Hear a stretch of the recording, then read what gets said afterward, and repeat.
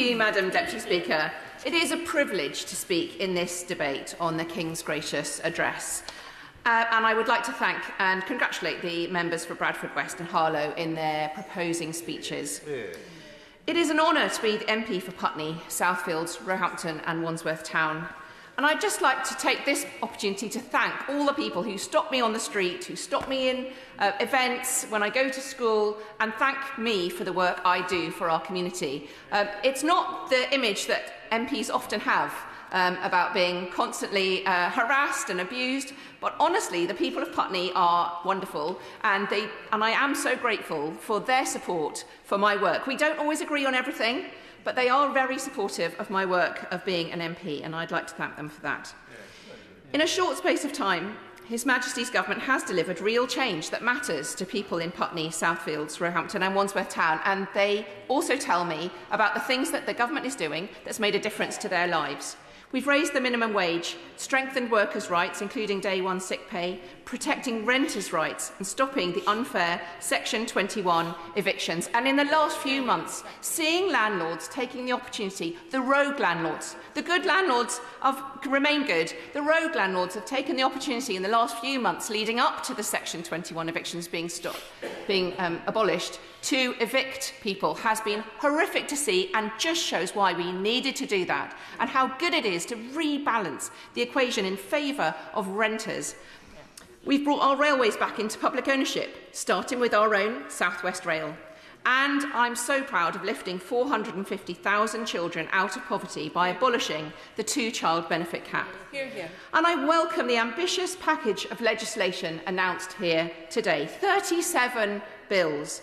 Bills on health, education and security. A clean water bill to tackle pollution and hold water companies to account. Speeding up remediation for those living with unsafe cladding, which is still affecting so many people and developments in Putney. Long-term investment in social housing and support for those victims of domestic abuse to stay in their own home.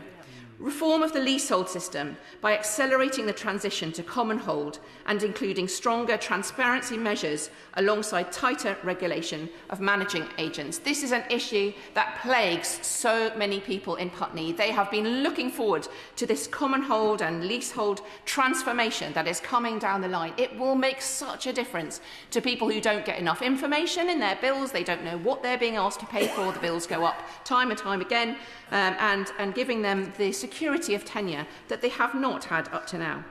But also the scaling up of the clean energy through an energy independence bill and the Northern Ireland Legacy Bill to build a fairer Northern Ireland with justice to families who've waited too long.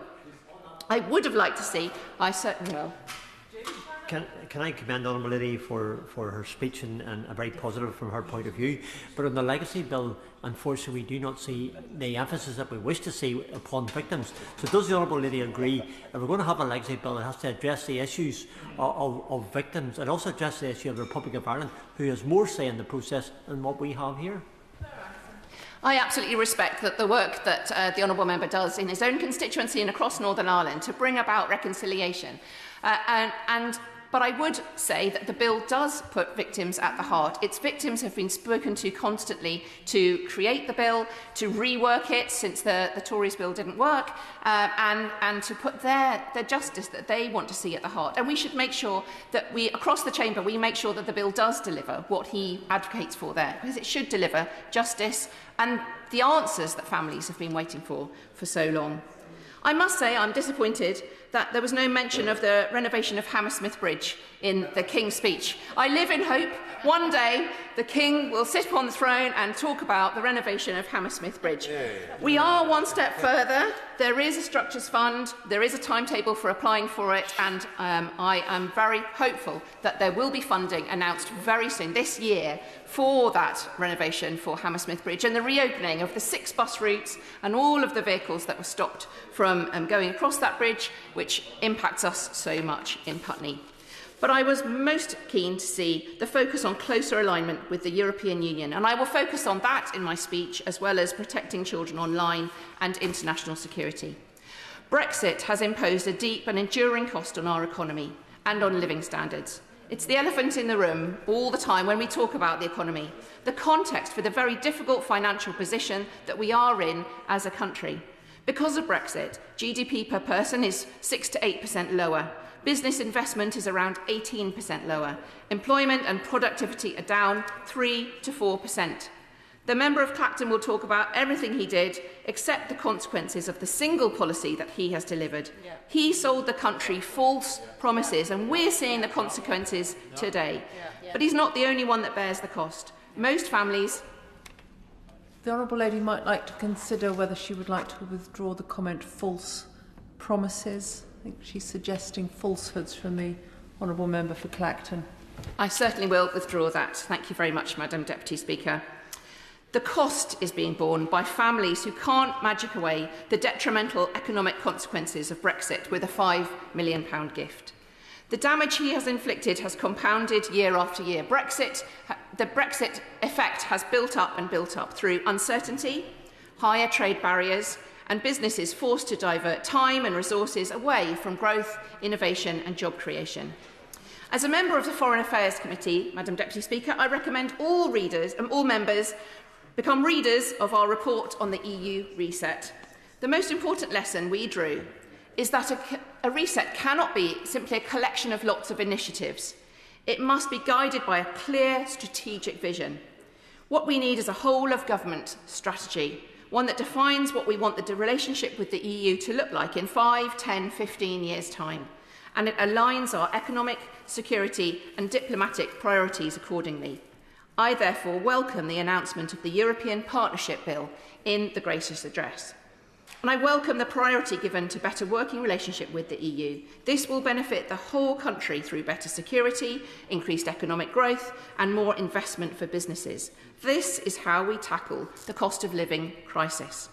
On economic cooperation, we must reduce the real-world frictions holding back British businesses. A veterinary SPS agreement will cut border checks and bring down costs. Mutual recognition of professional qualifications will unlock services and trade. And where alignment supports jobs and growth, we should pursue it. On security and defence. In a more dangerous world, the UK's security and that of Europe is indivisible. We should seek to return to frameworks such as SAFE, Security Action for Europe, which increased military readiness and defence scale-up. We should strengthen cooperation on defence capability, industrial resilience and strategic planning. Because the choice is not between sovereignty and cooperation, it's between influence and absence. And on people-to-people links, the return to Erasmus Plus must be built upon with a youth mobility scheme, reversing the cutback in school visits and better access for touring musicians, creatives and researchers. Madam Deputy Speaker, moving on to social media and under-16s. This parliamentary session will also include action on social media and its impact on our young people. Across Putney, parents raise with me the harmful impact of social media with me again and again. I've had consultations very recently in some schools in my constituency talking to young people about the impact in Hotham Primary School, Putney High School and Ashcroft Academy.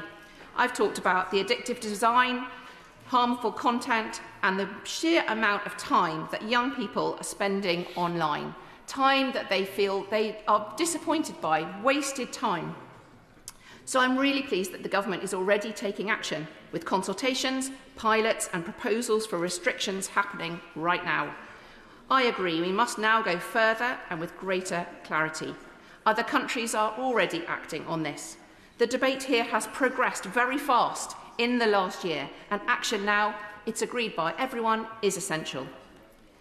The time has come to set a clear principle that childhood should not be shaped by predatory algorithms designed to maximise engagement at any cost. So I support raising the age of social media to 16, alongside robust and enforceable age verification. This is not about being anti-technology, it's about being pro-childhood. The Australian campaign that led their campaign there is called 36 months, and they said it so well. Raising the age by 36 months, from 12 to 16, is 36 months for young people to get to know themselves before the world gets to know them. And internationally, I welcome our stance on Ukraine and Iran and urge the government to go further in opposing the illegal settlements on the West Bank, which undermine peace in the region, with more action to boycott the illegal settlement goods. In Sudan, 25 million people need assistance, and yet the funding gap means that food, medicine and water, sanitation and hygiene services are being rationed. Next week's development conference, at the beginning of this new parliamentary term, is a test of whether the changes are more than rhetoric, but will be backed up by action. If we reverse the cuts, we put money behind frontline health and water systems and back local leadership instead of bypassing it with top-down contracts, we can affect real change. And there's a false dichotomy, I think, between spending on aid and development and defence and security. Spending on aid is frontline defence and security spending, just delivered differently. Funding global health, wash and conflict prevention cuts off the instability that terrorist and armed groups thrive on. Aid preserves a political space for diplomacy and stops conflict, stops the need to evacuate citizens, stops the need to deploy troops in the first place. Madam Deputy Speaker, this is a King's Speech for talent. Britain's got talent and Putney's got talent. And this King's Speech shows that this government backs the talent of Putney's young people. My constituents in Putney voted for Labour at the general election for action. Action to change their lives for the better, action from a government in touch with the issues that really matter to them, and action with a long-term view of the changes that are needed. This King's Speech is a programme that delivers on that, and I look forward to working with the government to continue to achieve the ambitious programme for change that we promised. Thank you.